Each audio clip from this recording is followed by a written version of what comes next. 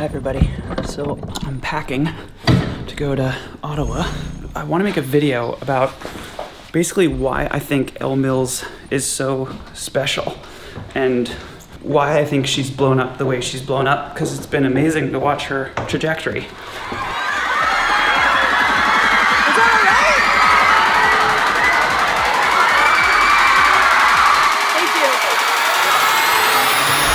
Miss Elle Mills.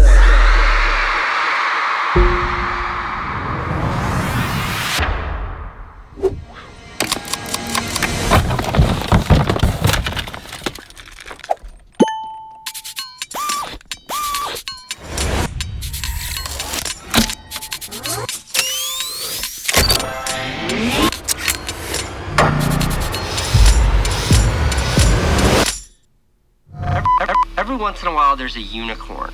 That is someone I see on YouTube who just like, my new favorite YouTuber, her name's Elle the Mills, that's the name of her channel, but she is someone who I think is pushing the boundaries of YouTube, creating content that's just really intimate and intricate and brilliant narratives and subject matter. So I agree with Casey, but I want to understand what is it specifically? What are the things about her stories that make them unique as opposed to other people's stories on YouTube? There are thousands, hundreds of thousands of people who are uploading videos to YouTube, and Elle's stories stand out. They're different. They're better. Elle is better. Why is Elle better?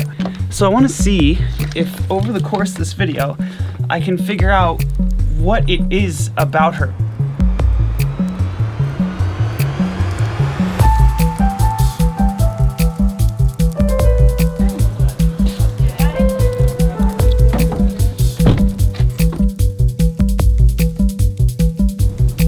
Air Canada. Do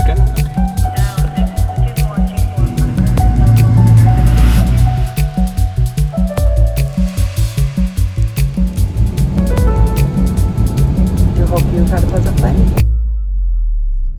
Yeah, we're close. That must be it right there. With this one? No, that one. This is 56? Yep. 57 should be on this side. In 200 meters. Maybe it's that one. Turn left on metric circle. That's it. That's it right there. All right, take care. Holy crap. Crazy. Here we go.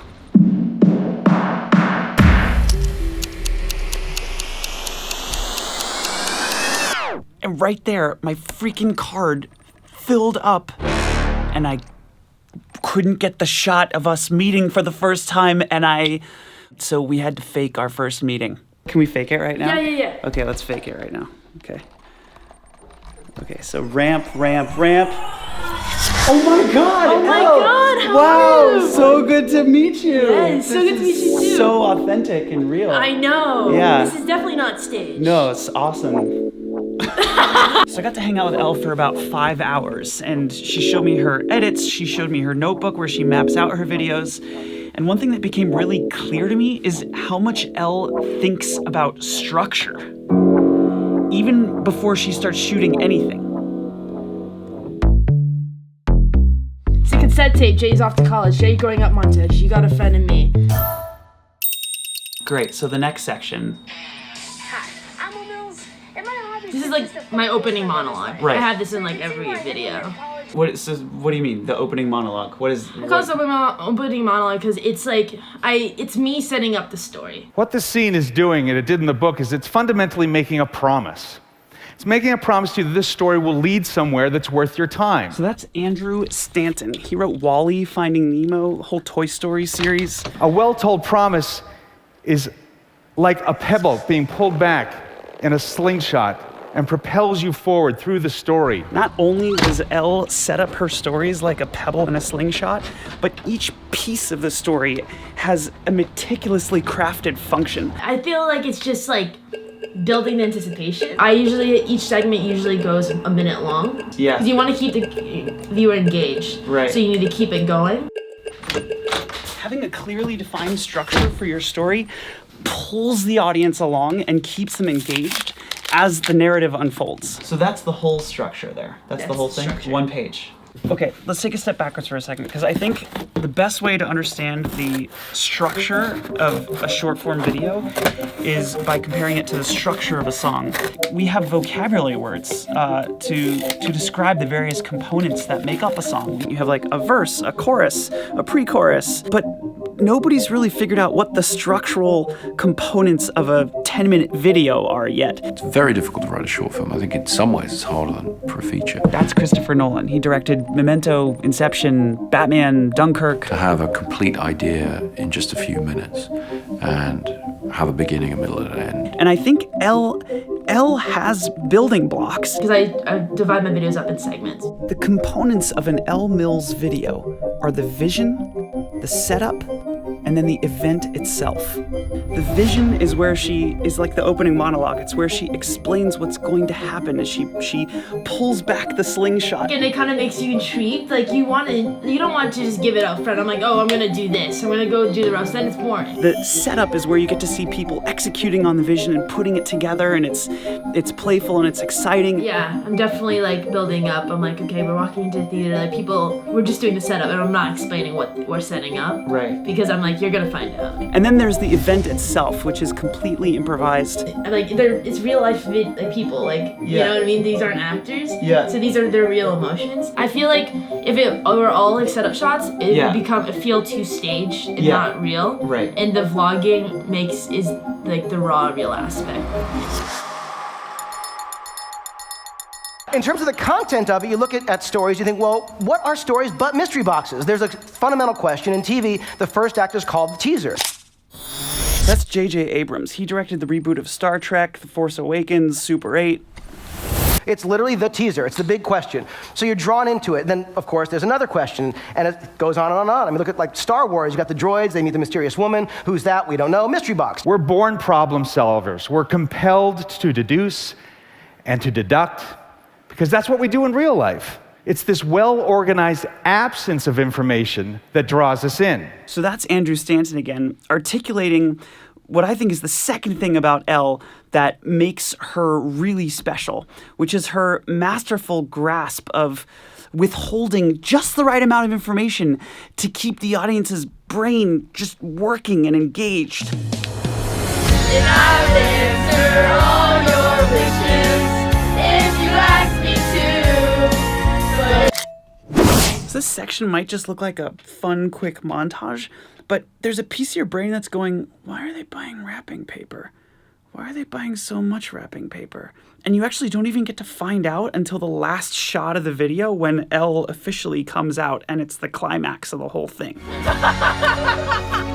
Hi, I'm Elle Mills, and I'm bisexual. The withholding of information, doing that intentionally, is much more engaging, whether it's like the shark in Jaws. If Spielberg's mechanical shark Bruce had worked, it would not have been remotely as scary. You would have seen it too much. In Alien, they never really showed the alien terrifying. It confirms something I really had a hunch on, is that the audience actually wants to work for their meal. Like spoon feeding the viewer is just like that. It's just not a great way of doing it. You want them to figure out information by themselves. That's your job as a storyteller, is to hide the fact that you're making them work for their meal.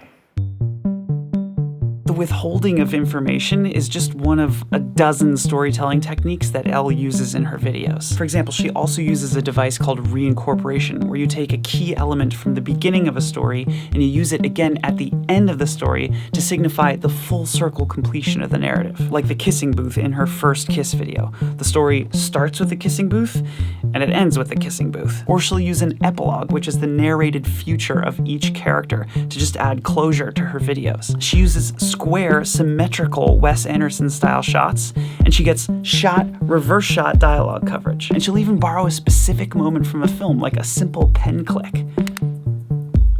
I asked Elle where she got all these ideas from, and she said, I've seen it in movies. Yeah. I don't know what movies I've seen it in, though. Right. You can buy books on storytelling. These are great books, by the way. I will link them in the description below. But the point is, Elle doesn't have to read these books because she's just naturally absorbed the grammar of cinema. This is all I ever wanted. And why the fuck am I so fucking unhappy? I'm talking about this because whatever. It doesn't make any fucking sense. You know what I mean? If you could change something about your life, what would you change? Can I just change? You snap your fingers and magic, anything changes. Because, like, this is literally my fucking dream. Can I change something about my brain? Or, yeah. Oh, I wish I wasn't so hard on myself, because that would just be so much easier. It doesn't make any fucking sense. This is 2 days after Playlist Live. I worked myself up, and I'm really, really hard on myself, and a lot of my friends tell me that. And I got drunk that morning. And then I get to a point where I'm like, I hit a wall, and I just become very numb, and I look physically drained, and it's so stupid! It's like weird because I enjoy constantly doing something, but at the same time, it takes so much out of me. It's when I'm making videos, it gets really bad. It's not what I expected. I'm constantly alone, always unhealthily stressed, and always feel this overwhelming pressure.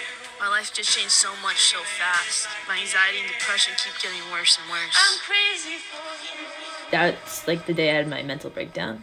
And I'm fucking so unfucking happy!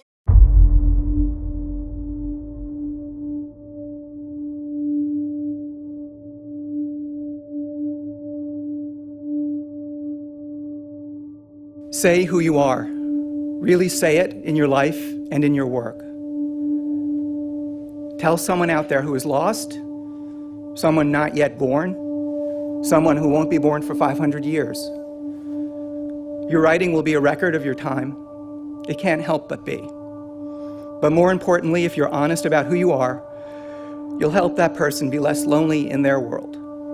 So that's the voice of Charlie Kaufman. He's one of my favorite screenwriters. He wrote Adaptation, Being John Malkovich, Eternal Sunshine of the Spotless Mind, and the advice that he's offering storytellers is to show people your whole self. Elle shows us her whole self. The fun, the darkness, the self-doubt, the bursts of confidence, even the struggle with her own mental health. The full human. Elle is a series of conflicting qualities and emotions. She is confident and at the same time insecure. She's silly and spontaneous. I'm really impulsive. And at the same time thoughtful and caring. She's a jerk. There's that you have an Instagram post where you're like I'm sitting above higher than them because I'm more successful.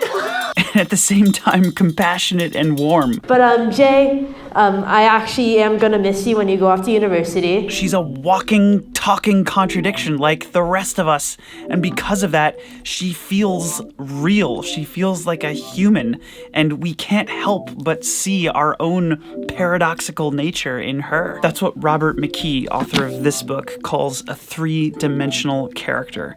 It's a character that can't be pinned down. I started this video with a quote from the nerdwriter explaining that the best stories are the ones that observe people truthfully. Elle's portrait of herself is one of the most truthful things that I've ever seen on YouTube.